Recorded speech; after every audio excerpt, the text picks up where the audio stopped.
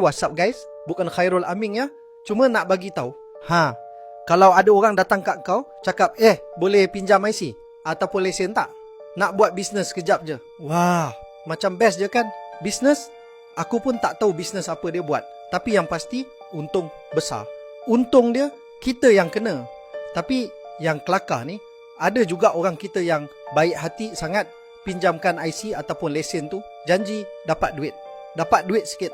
Tapi masalah datang bertimpa. Kalau kena tangkap, siapa yang kena jawab kat balai? Mestilah kita yang pinjam nama hilang entah ke mana.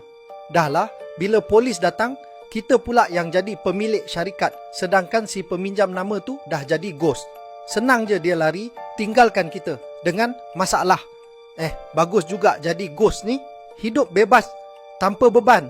Lepas tu, bila dah kena siasat, baru sedar, ni rupanya bisnes kena bodoh. Bisnes ni macam MLM, masuk awal, keluar awal. Yang lambat masuk, kenalah dengan masalah. Jadi, kalau ada orang datang nak pinjam nama, ingat, bukan bisnes yang dia nak buat, tapi bisnes lawan undang-undang. Jangan terjebak. Sebab bila masalah datang, kita yang kena lari jauh, bukan dia. So, apa engkau rasa?